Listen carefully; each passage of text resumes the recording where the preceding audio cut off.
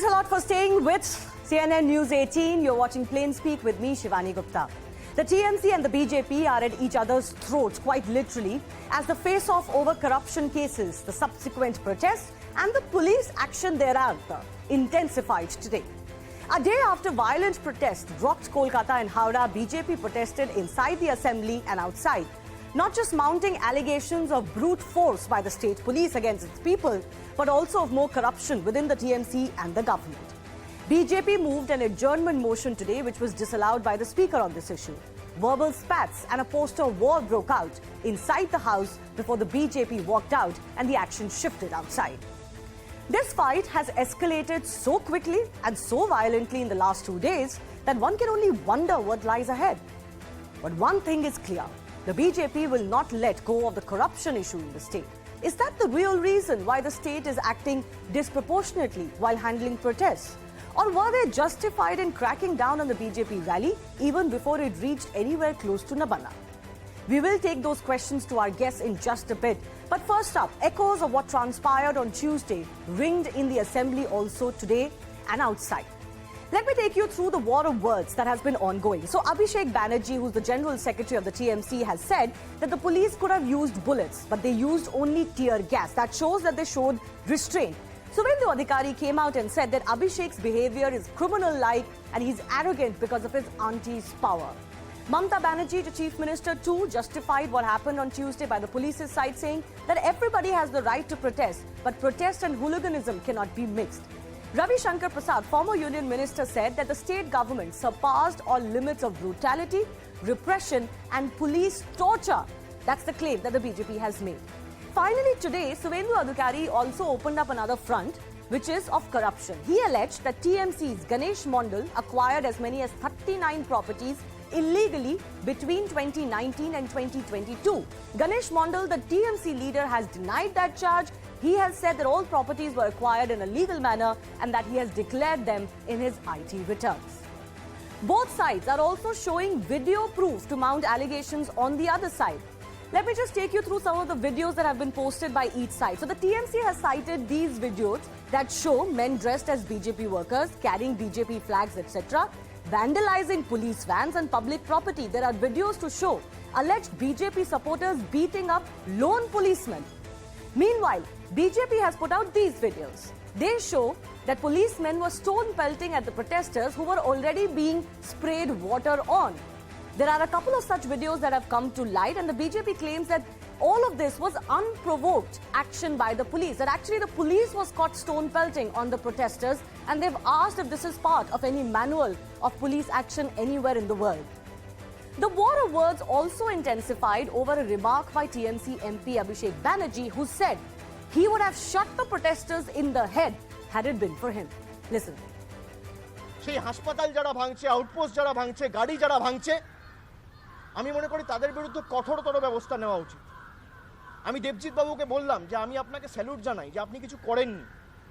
আপনার জায়গায় যদি আমি থাকতাম আর আমার সামনে যদি পুলিশের গাড়িতে আগুন জ্বলতো বা এইভাবে পুলিশের উপর আক্রমণ হতো, আমি এখানে শুট করতাম মাথার উপরে।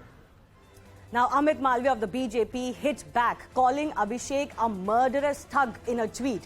And he dared Mamata Banerjee to let the quote, latent fascism in his statement reflect in the police action and then face the wrath of the public thereafter. Are these statements by very influential TMC leaders, in fact, Abhishek Banerjee is literally the number 2 as far as the power circles in Kolkata go, a proof of the state high-handedness? That's the big debate coming up in just a bit. First up, a little bit more.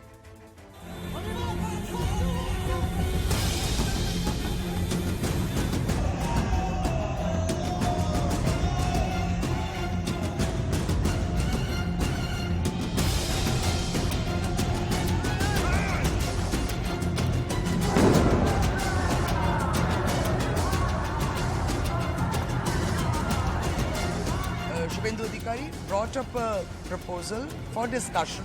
You cannot discuss matters which are sub judice, which is absolutely clear. So this was mentioned to him.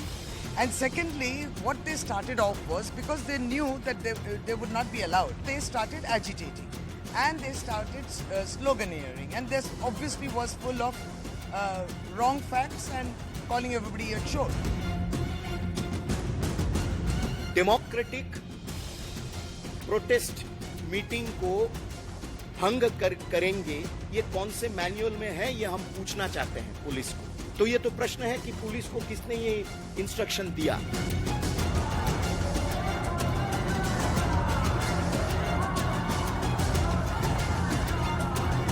Bengal का जो culture है, Ramakrishna mission से लेकर हमारी जो rich culture है, ये rich culture को ये टीएमसी पार्टी और कंपनी तोड़ रहा है।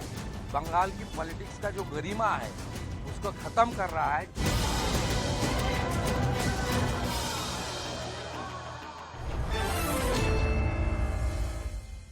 Let's take this over to our guest joining us. Shehzad Poonawala is the BJP spokesperson joining me in the studios. Manojit Mandal is from the TMC. Smita Prakash, editor ANI, is with us. Pratim Ranjan Bose is a senior journalist and political analyst. And Renu Mittal, senior journalist, also on the show. Manojit Mandal, let me come to you first up. How are we to take the action that has happened in West Bengal, the allegations of brute force, unprovoked action by the police against BJP rally and protesters, and the statement by Abhishek Banerjee that I would have shot the protesters in the forehead? Is this democratic? You have all seen these videos. I do not need to show it again. How the police was being attacked, how the police vehicle was being torched, how the vandals were roaming on the streets of Calcutta and adjoining cities. Everyone, I think, knows this. Okay? Now coming back to police brutality. Did you find the police even fire a single bullet in the air? The police took to the lathi charge only at the last moment, and that too only on few of those goons. You can't really call them protesters. First of all, this protest was declared completely illegitimate the moment the police denied them the permission. That is the position of the law. When the permission was not given, the protest became completely illegal. So the police could have arrested all of them if they wanted to. But the police did not even arrest Shivani Gupta. Shivani Gupta went into the prison when all by himself by leaving their supporters, loitering on the streets of That's Calcutta. not the question I asked you though, Manojit. That's not the question I asked. Coming back to the if there are videos of Abhishek, vandalism, I agree, yes. and I showed them. I showed those videos, right, where the vandalism is taking place, lone policemen are being attacked, and absolutely nobody can justify that. The question I asked you though, there are also videos of where the police is already in control, nothing untoward has happened, and the police is pelting stones. Nothing no, in untoward those has visuals, happened, in those locations. One second, Manojit, in those locations, in those videos, the protesters are not out of control, but the policemen are pelting stones. Is that also okay?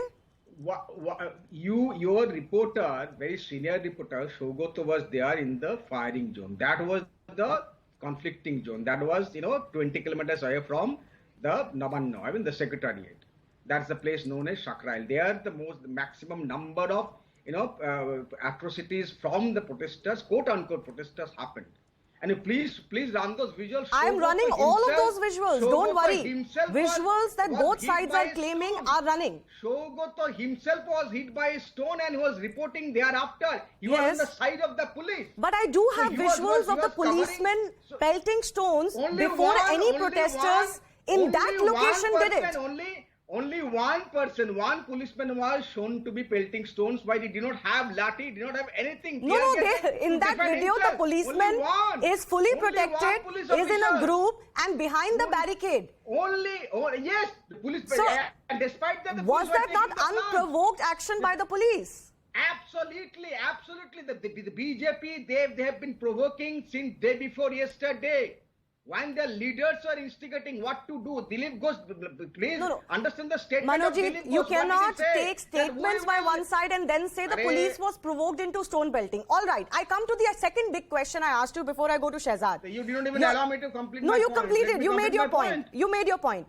The second question is, Abhishek Banerjee, so powerful in the TMC administration and in West Bengal, is saying openly in front of the media, I would have shot them in the forehead. What does that mindset say?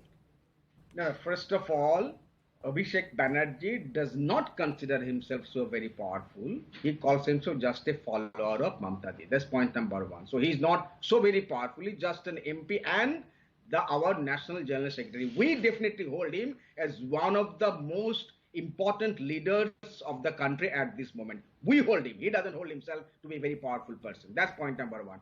Now come to his statement. He just wanted to understand the intent, the degree of tolerance on the part of the police officer.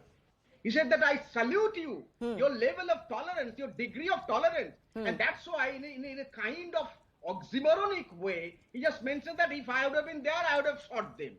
But is that again, okay? In a sense, Should the police shoot protesters if they're protesting in any state in the head? Said, okay, you're in your state, you are having encounter every other day. No, don't make it about me, please. Don't get personal, Manojji. You means, I'm not saying you, I'm not addressing you, I'm addressing BJP. I hope this is also the BJP's question. That's why I'm saying you. You mean certainly you are not a BJP person. I believe you are not. So coming back to the issue, every other day, Dilip Ghosh is saying that I'll tell the CRPF to shot at their chest when the election was happening. And because of that, the Shitalkuchi, the brutal massacre in Shitalkuchi take place. One doesn't justify the other, but I request you to just hold on your thoughts. I just have to cut across. Before I get another guest, I just have to cut across to the shots that are coming in of the Prime Minister leaving for Uzbekistan. Remember, he's embarking on a 2-day visit to Uzbekistan to attend the 22nd Shanghai Cooperation Organization Summit. In a statement that he released before this summit and before his departure, he said that he's looking forward to exchanging views and holding bilateral talks. There are also possibilities. It hasn't been confirmed, even in the MEA press conference today, that the Prime Minister can have bilaterals on the sideline of the summit with Chinese President Xi Jinping, Russian President Putin, and even maybe a tete-a-tete with Pakistan Prime Minister Shehbaz Sharif, who are amongst the other leaders, of course, who are part of this summit. Remember, this will be India's 5th summit since it became a member in 2017, and this is the first in-person summit of the SCO taking place since the pandemic. So those are the visuals of the Prime Minister's departure, and it is a short visit. It's going to be focused mainly on the larger SCO agenda. This is a multilateral forum, but on the sidelines of it, India, of course, could have bilaterals with not just Uzbekistan, which is confirmed, but also with countries like China, Russia and Pakistan. Pakistan, I don't have to elaborate what the significance is. India and Pakistan have not been on the talking table, as India has made it clear that terror and talks will not go hand in hand. But with China, we've got the standoff continuing, even though recently a disengagement was announced. And with Russia, it is coming in the backdrop of the Russia-Ukraine crisis. Let me quickly go across to my colleague Abhishek Jha, who's also joining us from Samarkand. Abhishek, the significance for India as far as this year's summit is concerned? So India is really eyeing for a collaboration with all of its SCO partners. We know that Iran is becoming the latest permanent member of SCO grouping. There will be Russian president. There will be president of China. Pakistan Prime Minister is also there. While the world is watching keenly whether Prime Minister Modi will be having a conversation or any pleasantries will be exchanged between Prime Minister Modi and Xi Jinping, or Prime Minister Modi or Shehbaz Sharif. There is other aspects of this whole summit as well, where Prime Minister Modi is confirmed to have a bilateral meeting with President Putin, where President Putin and India will be discussing the bilateral relationship in the ambit of United Nations, cooperation and collaboration in United Nations, and also under the ambit of G20, which is scheduled to be going to happen in the next 2 months. Okay. So Modi is also going to have discussion on the health, climate change, collaboration, trade, opening up new trade routes, and a lot more other aspects of bilateral cooperation and multilateral engagements are also scheduled on this visit. All right, Abhishek, I do thank you for joining us and putting more perspective on this. All right, going back to the debate that we were holding. Manojit Mandal of the TMC says that the action by the police was not just warranted but absolutely justified, Shehzad, because there are visuals of the BJP taking law into their hands. And I remember when the Congress protests over Rahul Gandhi's questioning went out of hand, the BJP was very vociferous in saying that even if there is provocation from the police, you can't take law and order into your hands. The same standard applies to you. First of all, let me lament at the degeneration of a state that represents the land of Ishwar Chandra Vidyasagar, Rabindranath Tagore, who said that the head would be held high, to a place where you have the nephew of a leader, fast, insecure about losing a position, saying that the head should be shot. And I wonder if he would have the same standards for protesters of CA, for protesters of Shaheen Bagh who squatted on land illegally, the Supreme Court declared them to be illegal, or to those who desecrated the tricolour during the Republic Day ceremony. So, different folks, different strokes for different folks. But anyway, the reason that Mr. Abhishek Banerjee has made the statements he's made is because it reflects two things. First, the institutionalization of corruption, and obviously you know about that, because today TMC stands for too much corruption, whether it's the SSC scam, the cut money scam, the Rose Valley scam, the coal scam, the cattle smuggling scams involving sand mining, or even the small-time leaders of TMC where lakhs and lakhs of rupees and even from their aides is recovered, or whether it is the institutionalization of political violence. And let me come to that. Shivani, ever since Mamata Banerjee has replaced the left, she's become what she hates the most. In fact, a more virulent form of political violence has come about in West Bengal, be it the 2018 Panchayati polls, be it the series of killings of BJP leaders. 300 leaders of BJP have been killed in West Bengal. They weren't pelting stones at anybody. Please tell me if Avjit Sarkar was guilty of pelting stones at somebody, Debrata Maiti, or 80-year-old Shobha Rani Mandal, was she also pelting stones at somebody? So there's an institutionalization of political violence, and that was most seen That's in 2022. political violence. Here the police was handling your and protests. I'll tell you how the both are linked. 2022, in 2021, when Mamata Banerjee won the elections, after that what you saw is a complete unleashing of violence that took place, and it was state-sponsored violence. And what we are seeing today also by the police is state-sponsored violence. The police is being given a message by Abhishek Banerjee that had I been in your position, but this is a post facto statement. He no, didn't say it this is not a before post facto statement. It is actually a post facto justification of what the police has done. But the police didn't fire bullets. That's what they're also saying. No, what he's saying is that he he is unhappy with the fact that the police did not resort to firing bullets. In fact, they only broke open the head of our deputy mayor. They only beat up a MP like Swapan Gupta. He is in fact inciting them that you should have gone a step ahead. But you didn't answer my question. Is it also not true that your cadre went wild?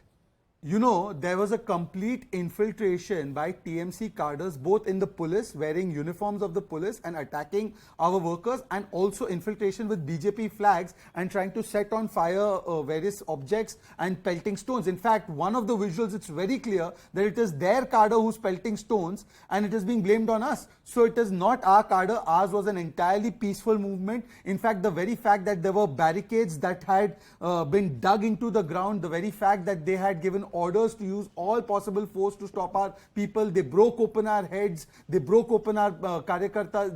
The Mahila karyakartas who are unarmed were being beaten up black and blue. The NCW has taken cognizance. In fact, all of this violence is actually violence that was being done by various factions of the TMC and the TMC Let cadres. Manojit respond for 30 seconds. Manojit, I have to go to our other guests. So this is the picture of Prititosh Mondal, who was vandalizing that police chief and torching the police chief.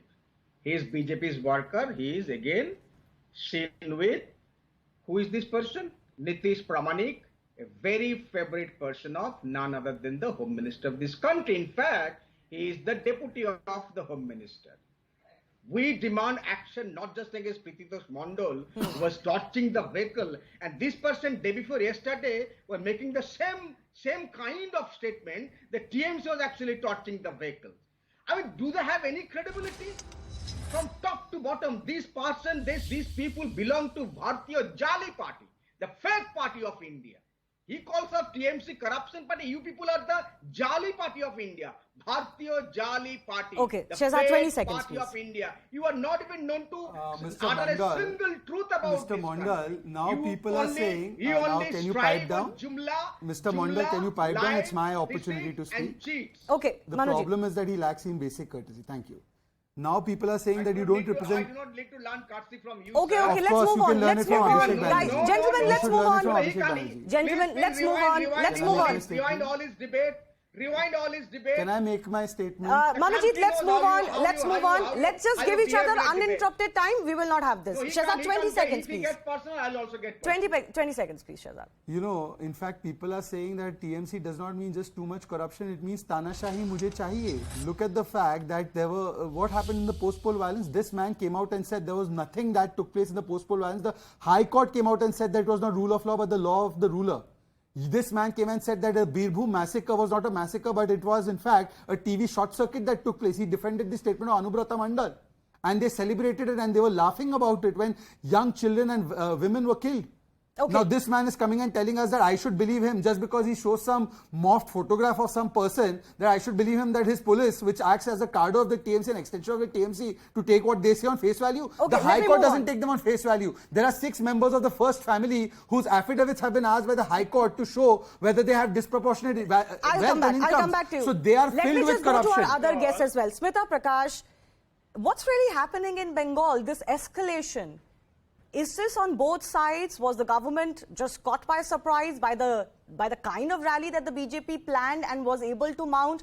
Was it, disproportionate action by the police that could have been handled in a much better way? And is it that the corruption charges are really unnerving the government of the day to even, become this high-handed, if it is so? Well, I don't think they were caught unawares, Shivani. I think the plan and the fact that they, lakhs of karyakartas were planning to come in, I don't think they were caught unawares. The Calcutta High Court has asked for a report from the West Bengal Home Secretary over the allegations, which were made by the BJP that they were prevented from taking that march. What happened yesterday, as your visuals are showing, it was just ghastly. The burning down of cars and the assault of men in uniform. The BJP says that, they were not police officers, that they were the TMC guys in police uniform, and that those who were vandalizing were not their cadres. But to say that this protest was illegal and no permission was granted, it's a bit far-fetched. Now, does any political party in Kolkata wait for for protest permission? I don't think if you look at the history of politics of Bengal, any protest has not happened because they didn't get permission. And another thing which I find a little bizarre to say, that Abhishek Banerjee does not consider himself important, but we do. Now, this is when the TMC starts sounding a little bit like the Congress party and Rahul Gandhi. Now, the TMC should know about political violence because it was born from that crucible, from Singur and from the Martyrs' Day protest. They vowed to end that culture of political violence and bring in a new era, so that there is no political gundaism and mafiadom that happens. But now, the more we see these kind of visuals, the more it seems that there's nothing new which is happening. It's the same thing. What they overthrew years ago and promised to bring about a change, it comes to the same thing. What we saw TMC versus the communists, now we are seeing the BJP versus the TMC, each accusing each other of lumpen elements, crude language, threatening each other, coming on television and saying nasty things, making personal comments. I think the communists sitting outside must be having the last laugh. Lo bhai, kya hua? Humko nikal ke, you're getting more of the same. As far as political violence in the state is concerned, Pratim Ranjan Bose, there is no denying that culture of violence exists. I mean, we all know what happened post 2021 election results. Now, in this case, I'm not sure if the burden falls on one side alone, and I think both sides need to share the burden of what transpired on Tuesday. But we have seen, and is this the manifestation of that street violence culture of Bengal just erupting again? And is this the way it's going to be? This is West Bengal is not merely that violence existed in politics. It's a complete outlier economically, politically in India. It's terribly violent, terribly oppressive, undemocratic state, and it has been so for last nearly 50 years. The difference is, let's come to this issue. For example, if you remember, Ms. Banerjee once stormed into the, in front of the Chief Minister's office. Jyoti Babu was the Chief Minister, and she stormed in with a girl and stayed in there. And then police, at the instruction of Jyoti Babu, just out. It made a tremendous news. In 1993, I was on the street. In a young reporter, I was on the street, and the crowd went berserk when the police, police finally fired. Police never fires first, nowhere. I mean, not whether Bengal or MP or whatever. Police always attacks as a response. Now, that in the past, across the India, there are cases of police firing. But you tell me in last 10 years, how many police firings you have heard? Across India, it doesn't happen anymore. So here what happened is, in 1993 people went out. Now Mr. Banerjee, Abhishek Banerjee say, if he is correct, then in 1993 police was correct, and he is actually validating left-front government stance on that day. Right, right. That's a good point you make. And he is validating Nandigram, and he is validating Singur, and he is validating everything. Yeah. How come he can say that? And he is no ABCD. I mean, forget about this joke. We all know how powerful he is. Absolutely. He is the second man. There has been posters across Calcutta that a new Trinamool is coming, and with first day poster was Abhishek Banerjee's face, not even Mamata Banerjee's face. No, you make a good point, Pratim Ranjan Bose, that if you opposed all of this against you by the left, can you now in power justify police shooting people in the forehead? I mean, your statements matter. Because of the position you hold, this is not a random TMC leader. Let me take that to Ms. Mittal also joining us. I also want to add, TMC MPs have actually created ruckus inside Parliament. They've thrown a book on the speaker. I find it a little bit, too high horsey for the TMC to talk about how protests should be done. Look at their own history. They've created ruckus in Parliament. Forget the streets. You see, TMC, I think, the West Bengal itself is errs on the side of violence. That has been the history for a long time.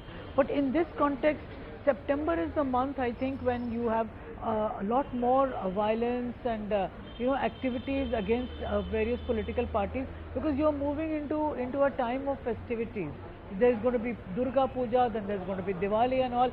So traditionally, September has been the month when we have seen the most action in a state like West Bengal. And that of course doesn't justify the kind of charges and counter charges and the way that the things are moving. But I think that both the sides are to blame. You see, BJP's problem now is that a lot of its leaders have left and joined the TMC. Its vote percentage has fallen in local bodies elections. So they feel, with 2024 approaching quite fast, and the Home Minister quite eager to make inroads again, because they had 18 MPs, if you remember, in the Lok Sabha. So they want to make a comeback. No, but that's fair, right? Renu Mittal, in any state, the opposition will do everything it can to put the government on the mat and to come to power or come back to power. That is not a justification to clamp down on them. I'm giving you reasons. No. This is not a justification. But you see, West Bengal does have a history of violence. We've seen how the left used to behave, and then Trinamool has inherited that mantle from them. And I think that BJP is not really far behind, when it comes to being high-handed, where if they have the police under their control. And there are charges that, TMC was infiltrated, TMC is saying BJP, all kinds of things. I'm not justifying that. I'm saying that the facts are that there has to be a reason for this. Yeah. So you believe trying to make a comeback. The fight for 2024 is actually being fought on the streets, and could that be an indication that there could be more violent clashes in times to come? I will leave that our viewers with that thought. I've run out of time. I do thank our guests for joining us.